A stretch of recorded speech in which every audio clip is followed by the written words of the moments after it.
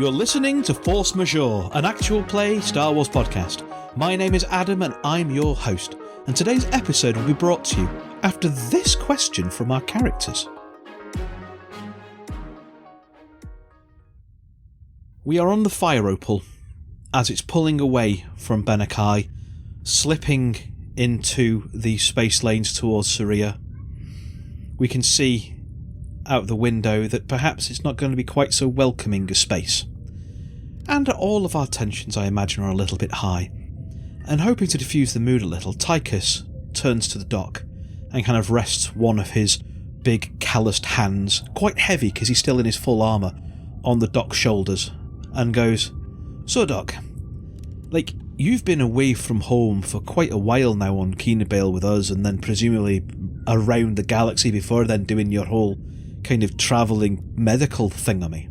Outside of your family and your wives, because that's, obs, what are you most looking forward to when you get back home?" It's really weird, this one, I suppose. See, in all my time in Red Yes, at the bar, I know I've tried an awful lot of drinks, and I'm pretty sure most of them are blunt and to the point, and you don't have cocktails, really, as such, in Red Yes. We're no subtle city on an unsubtle planet, no. No, so, I mean, it feels like, what's the word, snobby, to suggest that a certain element of culture at home where we do have a little bit of sophistication around the idea of these drinks, and I'm perfectly willing to let you try these things out.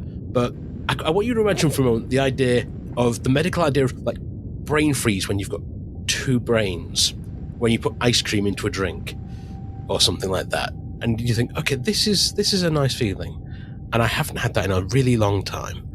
Maybe you'll have to buy one for us then. I'll see if it gets my wattle going. I dare say we will give this a go. Hello everyone, my name is Ed Fortune. I will be the storyteller, dungeon master, whatever they call it, this Tuesday for this game. And obviously I can't run a game without some amazing friends. Can you please introduce yourself? Hi, I'm Mim. I play Roy. Roy is a modified V1 battle droid with a specialisation as bodyguard and a career as a hired gun. I have a loyalty to the Bar family, and generally he just wants to have a good time and clean up the city, mop in hand. My name's Adam, and I'm playing Tychus Bar, an impetuous Basilisk Guardian Armourer, whose emotional weakness is his recklessness, his emotional strength is his bravery, and his moral weakness is Roy. Oh, yeah. I mean, fair. Hi, I'm Ross. I play Dr. Smex Karam-Denaloa, who's a consular healer who from Syria. He has an emotional strength of compassion and emotional weakness of obstinacy, and I don't know. Carry on. Next. You're going home, Shep! You're going home! I'm going home. Hi, my name is Mikey. I play Dalen Kyrain, also known as Kay. He's a human starfighter racer Taro Striker. His strength is his compassion, but his weakness is his hatred.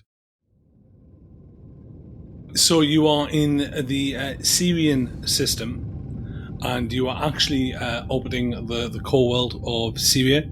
It's a trinary system, so there's 3 suns, and there's lots and lots of moons, there's lots and lots of other small planetoids and planets on the outside, if you see what I mean. So as you're heading towards it, but it's very obvious which world is the core home. And it's the one that's this beautiful marble. It's a beautiful blue and green marble. And for those of you who are only familiar with Keenabale, it's strangely lush, is the way the world looks. It is a big green, kind of gorgeous looking thing. You can see, clouds swirling. It's very much like Earth had a glow up. And the thing that's kind of interesting is that for those who have experienced space travelers, or for those who have memories of experienced space travelers in Roy's case, it seems to be mostly untouched, except for there's obvious cities you can see on as you kind of course past the dark side, you can see where there's bits of it that are completely lit up like a city, but the rest of it is dark.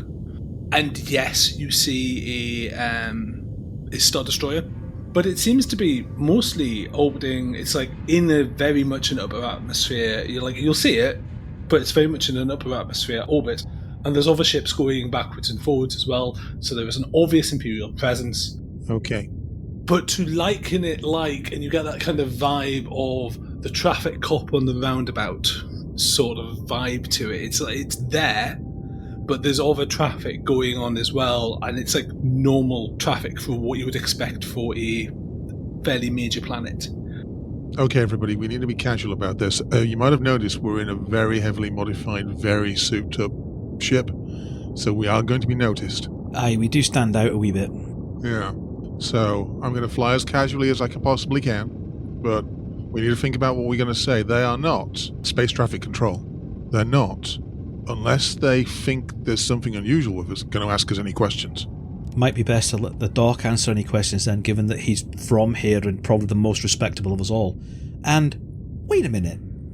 Thinking back to when we were leaving Keenabale, you sent some weird coded message to that interdictor and got us passage off. What's that all about then, Chief?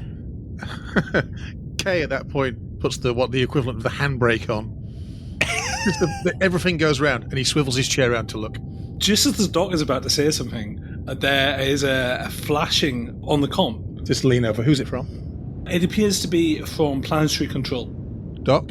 They spotted us then. Well, they will be. We're drifting. Doc, you want to talk to them? I can do. The screen flashes up, and there is a Syrian woman in massive headphones, huge microphone, dressed in a very prim sort of like air traffic controller style uniform, and you can actually see like the broader, like even though it's like it's like the blue display, Star Wars style comm display that you've got, you can see the kind of vague images of the rest of what is quite clearly some sort of control center. When you say massive headphones, I'm just picturing like the band of the headband goes over the top of the head, all the way down both sides, and then over the ears, rather than the short way, like round the back. It goes round the short way, though, as funny as that is, but they are also very big. Okay. If you see what I mean, so like they occupy a decent amount of head space. Beats by droid. Yes. I'm going to touch with the control, which makes sure that I'm visible to them as well. Just me, though. I'm going to pretend like, Quickly blur the background as the rest of us duck and cover. I just meant I'm angling at me just so that, they believe, at the moment, they believe there's definitely Syrian on board and they're not too picky about the rest of us. That's all. Ah, honoured father. Hello? Do you have a clearance code for us? Are you returning home? I am returning home. Yeah, I'm going to enter a clearance code into the appropriate panel. So I would like to travel to the Denalo estate. Welcome to Syria. Welcome home. May you never leave. Roy walks along in the background with a glass of what appears to be a drink, and he stands there, shakes something, and pours what is possibly liquid nitrogen into it, and then puts an umbrella made of a long nut with a wing nut, a long bolt with a wing nut on the top, places it down in front of you, and backs away like a servant would. Have you brought outsiders, honoured father? I have, but I am vouching for them. Ah, they are guests of your house. They are guests of my house. Sending coordinates now. Excellent. Thank you. Fly safe. I will try. You have a good day. Roy just leans over the bar and says, I can do sophistication and cocktails now. That's really impressive, Roy. So let me get this straight. You vouch for us. So when Roy does something, I'm going to say, crazy, it's your fault. I'm going to try and trust that doesn't happen too often, but basically, yeah, that you are considered a member of my family for, basically the purpose of the duration of our stay there. That way there will be less Imperial interference, let's say. Doesn't sound like my family, quite the opposite. Roy's busy screwing a false moustache on top of his... Ah, Roy! I see that you've got a false moustache. I actually have had a thought about this. Because I remember when we first met the Doc and he was a bit like, that's a fully functioning battle droid. And I figured that means that you're not a regular sight. So you've already got your moustache, so I can get rid of that one. But look what I found! And Tychus ruffles in a bag and pulls out a massive trench coat and fedora. Incognitus! We do have droids on Syria. We're not... Okay, yes, not generally... Battle droid? You ain't never had a droid like me. You're unique, Roy. And now we're family. And it gives you a really big hug. Which, from a droid is probably crushing several ribs. Kay has not set the engines going yet as well. It's still the place. We are dead in space. So you're sent a set of coordinates, and it's quite clear that essentially this is the fast boarding kind of set of coordinates. And you are to fly directly to Cave City, which is apparently there's a big spaceport there, but you have specific coordinates. And like in the list, it's basically saying, do not go here, do not go here, do not go here. You are proceeding to this point, and then you are waiting for instructions. Kay still hasn't set anything going yet. I'm wondering if Kay is waiting for an answer to the prior question from Tychus. Bingo. Right. Okay. This is one of those tricky questions. Like, I've known this was coming for a while. Doc, it's not a tricky question. Well, I guess it's a tricky answer. That's fair. That's fair. Tychus nods. Let me put it this way. There are people who are not necessarily the best pleased that the Imperials have such a massive influence at the moment, but we've infiltrated them to an extent. I have friends in various places. One of them was on that ship, the Interdictor, do we call it? Infiltrated? Are you a spy? Are you a terrorist? Oh my gosh. I'm not a terrorist. Well, that's what a terrorist would say. I mean, we have blown stuff up, but that wasn't like on purpose or. So what are you then? If you're against the government and you blow stuff up, Fun at parties? freedom fighter? I think both of those sound like roughly where we're aiming for at the minute, but like generally the idea was to get information on Kina Bale in where possible, and maybe try and find some useful friends. I'm sorry, Doc. I'm having real difficulty in believing this. Yeah, I'm not really the making friends type. I know. Yeah, you're not fun at parties. That too. Look, different worlds have different traditions. There's different ways of going about parties and life days and things like that. Mm-hmm. And I did have an intention of sitting down with you guys last life day, which was surprisingly recently, all things considered, and talking you down with you. There are like somewhere back in Tychus's house before we boarded the Fire Opal and went to see a temple. Somewhere there are two... And rescue Roy, which was the more key point of what happened there. I mean, we weren't just going on a jolly. Those little scrots stole my brother. Absolutely, no. It was urgent. It was definitely not worth going back to the little bottles of the bottles of. This is something I've imported from Offworld to have a nice quiet chat with you in the evening after a party, so we can have a sober. Well, not exactly sober because drink, but one of those meaningful conversations you have in the evening where you don't want people to think too much of it. So somewhere back home, back at your home, there are a couple of wrapped bottles of something that haven't been rescued yet from Kina Bale. I'm hoping to get some replacements when we get down to my planet. We're going to have this sober little chat, which is already going not so well. But so far, some of this is going to make a little more sense when we get down to my home. I promise you. Ed? Yes. Do I know about the rebellion? That's an extremely good question. I imagine at this point it's not really a coherently one rebellion. At this point, there are lots and lots of different little factions that the ISB have been very careful to collapse, isolate. Essentially, there's a lot of spy games that you're aware of. Most of the rebellion, small, lowercase r, at this point, are local interests. So, like, mining on your world, there is small r organised resistance, but there's nothing that the capital R fleets of ships, the rebellion, as far as you're aware, doesn't exist as yet. Okay. So there's sparks of resistance, but it's not yet a bonfire. Yeah, and the ISB have been very good at just occasionally just sending a person in who's very good at disrupting meetings and going, what do we call ourselves every other meeting until nothing gets done? We're kind of Andor in the timeline, aren't we, really? So there might be one or two, but it's the cells of Independent with maybe one or two people kind of in the background helping with the funding rather than it being properly organised. From Kay's point of view, it's likely that you have been involved in making sure that groups fail. Police actions. I imagine that my very slight genocide that cost me to leave the Imperial was blamed on them. Exactly, and that's probably blamed on one of the larger, like the Partisans, which is gotcha. Saw Gerrera's lot. They are a bunch of slightly larger, essentially terrorist groups, but also kind of like factions within the Senate get blamed.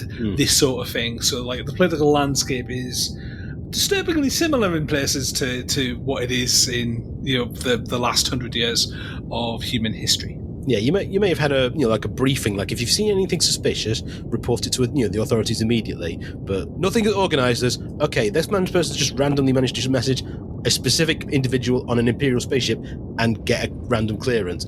If you see something, shoot something. Okay. Well, if it helps, Doc, I don't distrust you any more than I did before. Good. I mean, that's all I can really hope for, I suppose. I mean, hey, we're friends with an admitted mass murderer for the bodies. So, how bad can it be? Love you, Kay. I'm not sure it's counted as mass murder when you do it on city scale. I mean, if it helps a little, Tychus, helps you get a little around it, I've managed to send at least one client your way at some point in the last 6 months. Someone looking for a firearm. That was something bespoke. Nothing, that would get you in trouble, but, it's helpful to build up contacts, right? Right, that is. And like on Kina Bay, like, meh, people buy guns. Like, there's no law. There's just whichever gang is currently biggest at any given point in time. So, if you are a spy, that means that you have your own false moustache, big hat and trench coat, yes? No, I'm a pretty rubbish spy, and getting any resources to Kina Bale is difficult, and getting information on and off Kina Bale is difficult. So no, I've burned all of the tricks of the trade, just getting us off world. That's all the favours I've got, really. Well, if you were trying to get any resources off Kina Bale, I mean, look at what you've brought. We have some damn good resources. You've got a mechanic and engineer who can make anything that's got wings go and can build you the most amazing defense systems or weapons you need. You've got a pilot who can land you on an intergalactic quarter. And of course you've got me, who is the brains of the organization and the emotional support that you need. Absolutely. This is the exactly kind of thing I'm going to need to, tell my contacts when we get home. Just before you do that, Doc, before we get a little precipitous here, now, we are friends, obviously. We are currently your family. That's very kind of you. I'm not sure I like the thought of being an unpaid asset, though. I may not be a bounty hunter, but my boyfriend is, and I know enough. But, I am a businessman. And what I do, I do for free for my friends, but there's a whole world of difference between making you a shiny lab coat or building Kay a sexy gun or whatever, and, going to war. Well, okay, let me start with this. First of all, have I asked you to do anything for free yet? No, it's... What all I'm saying is, this conversation, during the course of it, you have reframed how you refer to us from friends to assets. Okay. I think of you as friends. I also think you would be tremendously helpful if you would, wanted to push this point further. But at the minute, our priorities are Kina Bale, a temple, a number of, specific crises, rather than, I'm not expecting you to fight a whole war, but I wouldn't have mentioned anything that we've got so far or invited you into my family if I didn't think you were probably favourable to this idea. But, it's as far as you want to go, okay? I'm sure you will be handy. I'm sure you've got your own lives to lead. To some extent, this is not necessarily, profitable in a strictly monetary sense, but it could be really useful if you didn't have a lot of barriers in your way further down the line. I mean, the Empire is not hardly, is pretty human-centric. Oh, yeah. So, I mean, for you in particular, okay, Kay, you've got your own reasons for not trusting the Empire. Yeah, I'm not going back. No, there's different, benefits. And okay, I use that word questionably. There's different benefits to there not being the Empire around for each of us. Oh, absolutely. I am in favour of that in broad principles. I suppose, really, it was a case of... I'm not volunteering you for, missions or certain things. At the minute, I'm going to introduce you to some people who are part of my family as well. interested, actually, to be honest. I know I was glib in saying that I didn't trust you, but I'm beginning to. Because, and no offence, if this was all just a ruse to get us captured or caught or anything like that, I think it would be more rehearsed.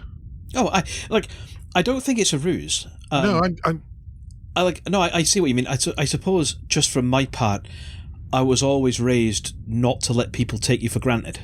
No, absolutely. This is not me looking for, it's not like, I deliberately went set out to recruit any of you. Tychus narrows his eyes a little at that and smiles a very old smile for someone so young. Yeah. Just very briefly, his ingrained cynicism from being raised on the street breaks through at that. Tychus, do you honestly think he would recruit me as well as you? Absolutely. A, because where goes me goes you, and where goes you goes me. And B, Roy, you are a living weapon. You are the deadliest person I've ever had the privilege of knowing. If I can think of no one else I would want in my back in a fight than you. Of course you'd try and recruit you. Probably want you more than want me if it's fighting a war. Any fool can jury-rig two things together, but only you can take out an entire stormtrooper patrol while whistling and singing a song about how these people are the ones it's fine to shoot. Don't put yourself down, Tychus. You are exactly the fool they need. Wait, that came out wrong. You guys are way overestimating how much we're going to, assault Imperial fortresses and things. I was well up for that. Excuse me, there's something flashing. Yeah, while this conversation's been going on, they have been relatively regular, just little kind of alerts that are like, do you need assistance? Hi, I'm Space Clippy. I understand you're trying to land a ship. Because they're idling, and because for whatever reason they're interested in your ship, they keep checking that you're okay. And you've experienced this before when you've been when you've been on the Imperial side, where because everyone's on it, they're like, oh, that's been ambling for 10 minutes. Well, just check. So I put on voice comms only and said, yeah, we're fine, Tower. We're just doing some pre-landing checks before we land. We had a little bit of a bumpy way in, and we'd rather explode in space than on your ground, if that makes sense. Nothing to worry about. Everything seems fine now. Going back online. If you need any assistance, we can arrange emergency evacuation. Any assistance. Not needed. Was just a safe rather than unsure. Our captain treats his ship very seriously, so we're safe now. It's only 5 minutes, so coming into land now. As you hit atmosphere, you again that crackle that the ship does as you hit atmosphere, and they are the most. You see this world, and this world is lush.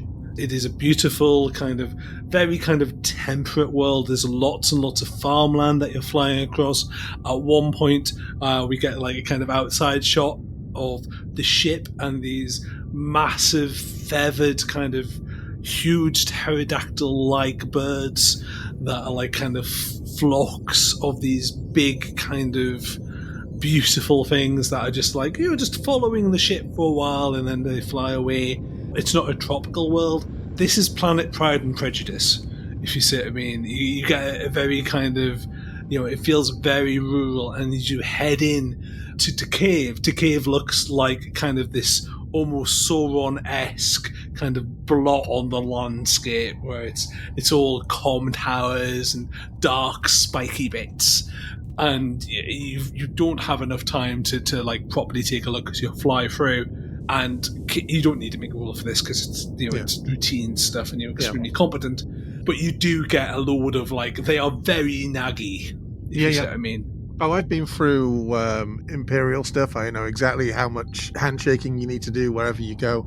Kay's being very casual about it. It almost looks like you've seen him fly. It's very loosey-goosey and crash the ship into things to make them happen. But now he's being by the numbers. And as he's doing this, he arches his head back and says, remember when I said that we should fly casual? Every time we enter atmosphere, we look like an electric comet. I don't think that's going to happen. Electric Comet is an excellent name for a band, by the way. One of the things you do notice as well, because of who you are, is that the Imperial ships are nowhere near you. Imperial ships are like their own corner of the spaceport, their own separate traffic. You are getting much better treatment. So we've got about 2 minutes before we land. Doc, is there anything you need to tell us about how we act down here? Follow my lead to some extent. I would say I'm probably a bigger deal here than I am on Kina Bale, so... Yes, you have an estate. Yes. Yeah, I haven't been mentioning that. In Kina Bale, you lived out of a bin for 3 months. Roy's quite excited. Do you have ponds? Like actual bodies of water? Yes? How many? There's no such thing, Roy. It's from a storybook. I saw them as we flew over. These big, tamed, round pools. No sound. I don't think I've counted them. I mean, if you want to count them, you can count them, but I don't think I've... You have more standing water than you can count. Standing water? Like ponds. Yeah, different worlds are different. I've been to planets where they're entirely water. Entirely. I can't even imagine how that would look. It's just like Kina Bale, but wetter. Less places to land your starship. Yeah. But they build towers out of it. There are sentients out there that just live in water all the time and build massive, massive cities under the water. Much less places to land your starship. How do you turn your lights on? I don't really know, but I think bioluminescence. I'm assuming that Cinnabelle is mostly groundwater that has to be brought up, or moisture evaporators. Yeah. So the idea of there being huge bodies of water just permanently there, not even drinking water or anything, this is ornamental water. Yeah. Only the richest people afford that. Yeah. And I don't think Tychus hadn't twigged that until you said it, and he was suddenly like, wait a minute. Wait. Oh. You land, it's a standard spaceport kind of thing, and as you are you taking anything particularly with you? How are you? Well, unless the doc says anything otherwise, Tychus is going in his full armour with Clementine on his back, because he's not gotten out of that yet. He's like, I'm on a new planet. I mean, if that makes you feel safe. Like, this is alright, isn't it? Like, you all have bounty hunters here, yeah? Not so many, but, just... I'm trying to think now, do we need concealed weapon carry permits or anything like that? She's not concealed. She's the length of a small boy. I was going to say, you're going to look the most armed of anybody there. You've never brought heavily armed heroes home before, so you genuinely don't know. No, let me think of it like this. Think of yourself at this point, rather than being ready for combat, think of yourself as being like a guns merchant. You've brought some wares. Try and align your behaviour a bit like that. I mean, I genuinely am and have, I suppose, so... Try imagining yourself as you. Doc, I'm going to wear this because it's the only clothes I have. I will change my socks. I'm wearing a hat and a trench coat and carrying a fake oil martini. And a big moustache. It's very important to not forget the fake moustache. I mean, I'm going to wear this beautiful, this coat that you prepared for me, but generally, I'm going as I am. So, if you permit me, I'm going to do a to cave spaceport montage scene where you get off the ship. You are greeted by spaceport staff. You all notice that most of the native Syrians here are women. In fact, it strikes you later that you haven't seen. It's like it's the doc, if you see what I mean. That like everyone else seems to be a woman. There's loads of them. And you get processed. There is a series of awkward questions. They all take a scan of you. They give you a document that says you are here under Syrian government. They defer to the doc at all points, and essentially anything that you do, it's the doc's reputation. You're his responsibility. Can I ask a question before you go any further? This scan, how scanny is it? So they scan the doc, and then they hand in the scan itself. They scanning for equipment, but mostly they're just like scanning you. Right. Do you want to make I'm trying to think of a decent, sensible roll for this, actually. I think Streetwise or Skullduggery are both good options here. Because I imagine why you're asking is to make sure they don't pick up your chain code as Dale and Kyrene, ISB, Mass murdering. wanted. Yeah. Yeah. Skullduggery, I think, is the correct check. One of you can make it, depending on who do you defer to when it comes to fiddly paperwork. And they aren't really looking hard. What difficulty is it? 1 purple. It would be free if you didn't have a Syrian father with you, but it's 1. Oh, and they keep calling him father or grandfather.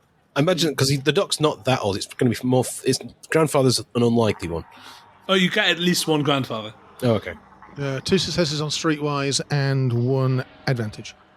Okay, how would you like to spend the advantage? I'll just give somebody next check as a bonus to somebody. That's for this whole... I'm doing this for this whole scene, as it were. Maybe that once we're way through this checkpoint, they're happy that you don't need to keep getting scanned.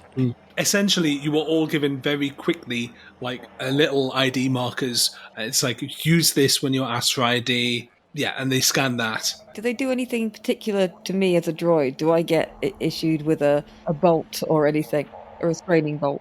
Again, you're given, like, this little kind of chain and told to look after it. You are asked some awkward questions, and we can have a very quick kind of cutscene where Tychus gets angry. They talk to Tychus rather than talk to Roy. I don't think Tychus would get angry because he understands that not everyone's as enlightened as he is. But you are going to have to explain why I have 12 juice boxes, 17 fruits, and 2 rubber ducks in me, including 1 small rabbit. So strangely, as soon as they realise that you are a nanny droid... Yeah, Roy's my nanny. Their attitude goes from standoffish to actually kind of sweet. Because I suppose all of Roy's weaponry is concealed within his arms. You're not visibly armed. No, I've mostly got, inside me, you'll see, there's micro objects which, when activated, expand out. And they are primarily still filled with things from childhood, because he's never got rid of any of them. It could be because they never got rid of them, or it could be because he's a bit of a sentimentalist, or he doesn't get that you don't need a rubber duck and a dummy anymore. I would just like to paint this image, if you're fine with this. As this Syrian guard is like examining you, they pull out essentially a rubber ducky and like other bits and pieces, and like suddenly the mood changes. And just at the same time, you see the only other Syrian male you've seen through, who's also going through security, and he gets mobbed by about 12 children who are waiting on the other side. And then like suddenly there's like a kind of like an atmosphere change, if you see what I mean, where you get the feeling that this entire civilization is quite family focused. I like the idea that the pacifier distributor is just been upgraded and now takes 50 cal bullets. It's the same machine, it's just been ramped up a little bit. So I'm just still imagining that Tychus at some point will have seen a water fountain and will have spent a couple of minutes going, ooh, but... There is literally like water art as you head towards the monorail. You go on to a bona fide monorail. You are monorailed out of the city itself. And then when you get to the edge of the spaceport, suddenly it changes from a metropolis to something that looks a lot more rural as the monorail goes towards trees, and like suddenly you're in amongst the forest. And as you decamp off the monorail, they are buggies. Not cars, they are buggies. They float because it's Star Wars and they have like little floaty wheel things. And they're attached to essentially enormous beasts of burden, these big kind of chocobo-like birds that the Doc knows as Ariks, which are like the beast of burden, the native beast of burden of this world, which are like enormous kind of muscly ostrich-style creatures. I think Tychus has kind of gone into culture shock here because it is so far from anything he's ever known. And I imagine that during kind of the montage of travel, especially around like, the water art and trees that aren't petrified wood or cacti, so I think he's kind of pulled out his his camera effectively, his little pocket camera, and is snapping photographs as he's going and pointing out some of the more outlandish to him sights to Roy, and occasionally quizzing the Doc on what the heck actually is that thing or how they managed to do that. And then I'm imagining there's somewhere in the water art there's the equivalent of goldfish, and that's just going to blow his mind for a bit. How does no one eat them? Because there are other things to eat, I imagine. Some of the things that live in the water are edible. Are you loaded, Doc? Like, are you minted? Are you wealthy? Look where you live. In relative terms, yes. Wow. You're my rich uncle. Oh yeah, he's family. Roy interjects, Daddy. No, I only have one daddy, and he's off-world. I don't know why I'm laughing. Hey, that was a very rude laugh for you, Roy. Have you hooked into the local holonet and downloaded some things that you shouldn't? I have a suspicion that I kind of understand it, but the parental blockers don't let me know it. So yes, and you were literally in this buggy. You see woods, forests. Mostly it's farmland, and again, there's lots of people working the field.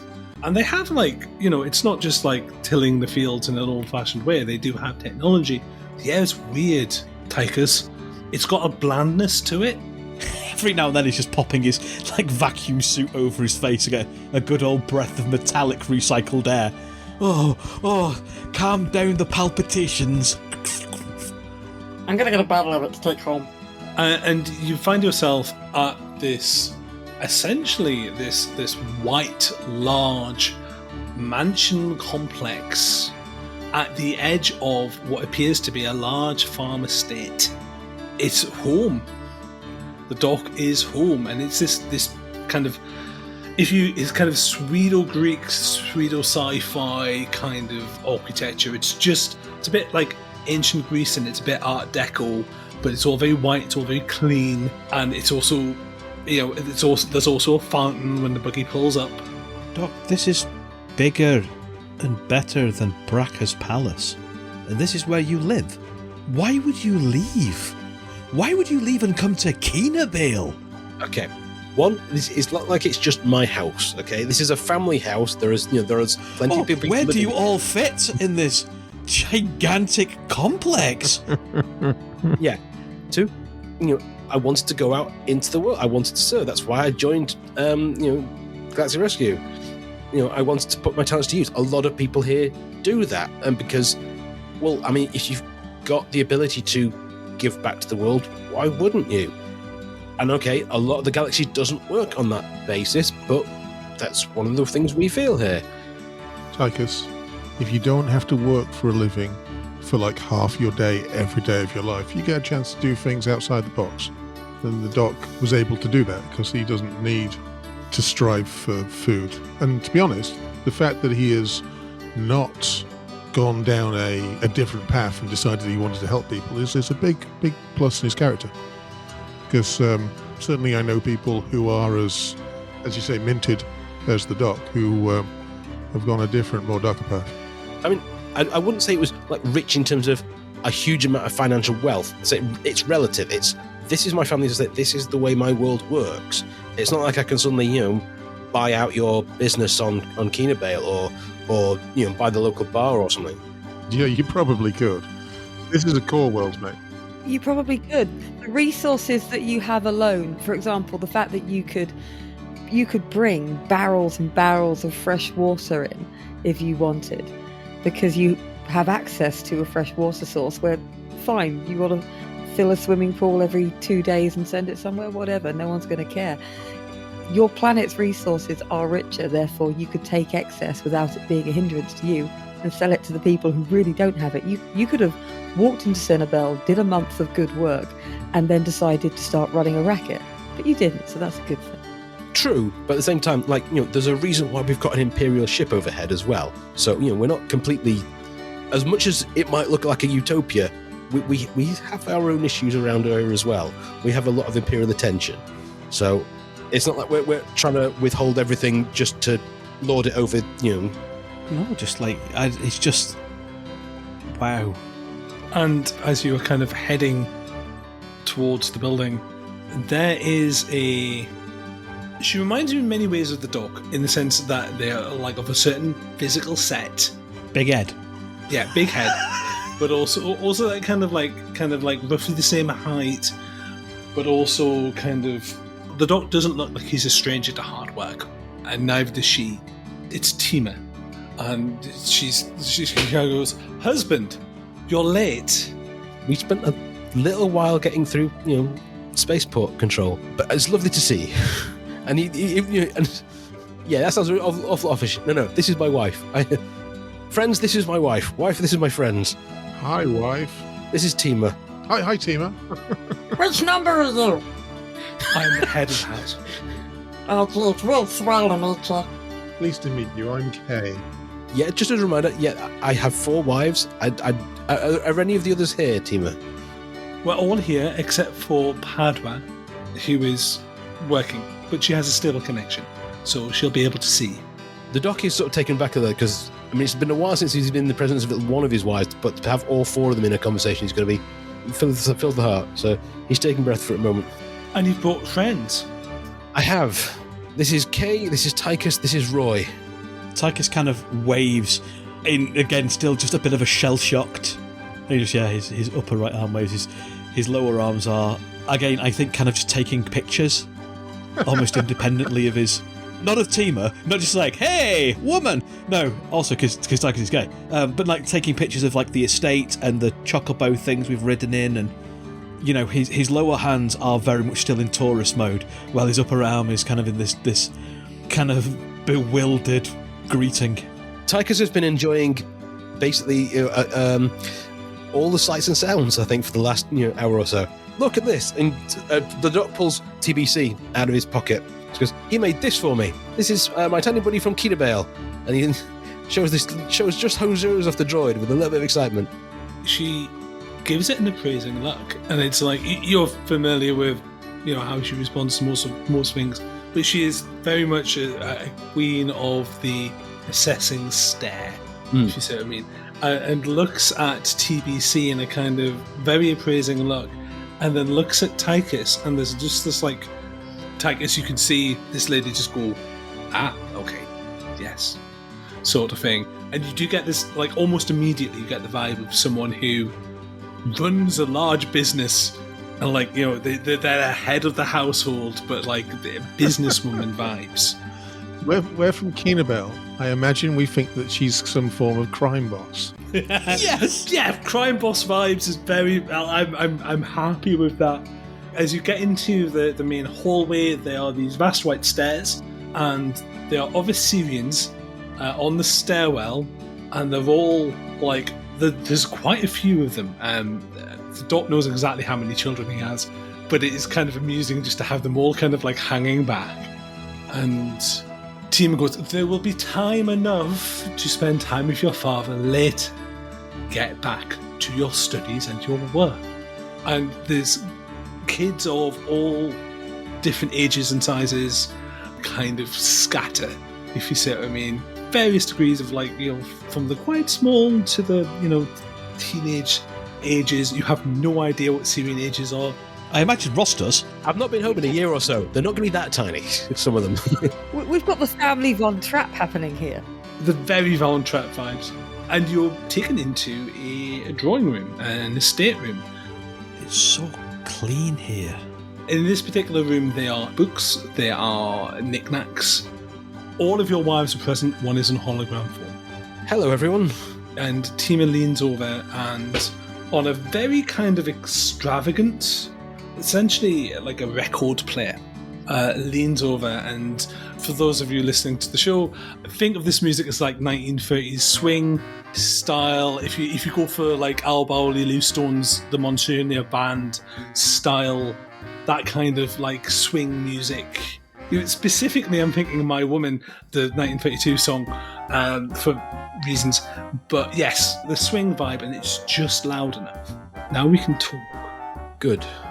And on that awkward conversation, thanks for listening, and we'll leave it there. And please tune in for the next episode of Shadows of the Jedi: Force Majeure.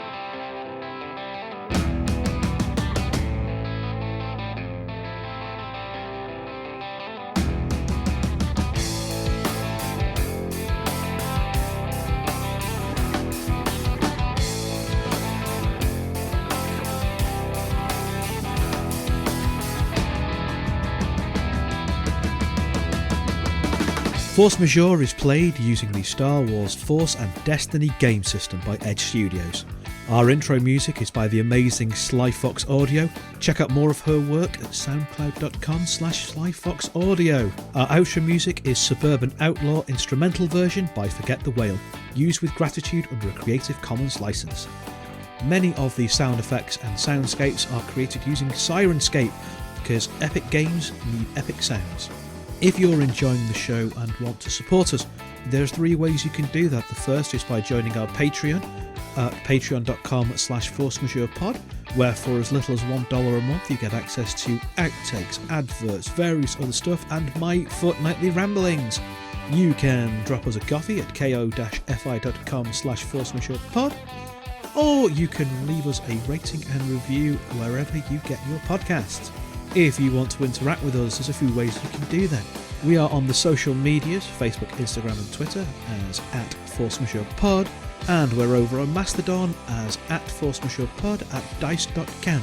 You can also join our Discord, link in the show notes. Thank you very much for listening and being with us as we tell these stories. We hope you are having fun, and we will see you next time.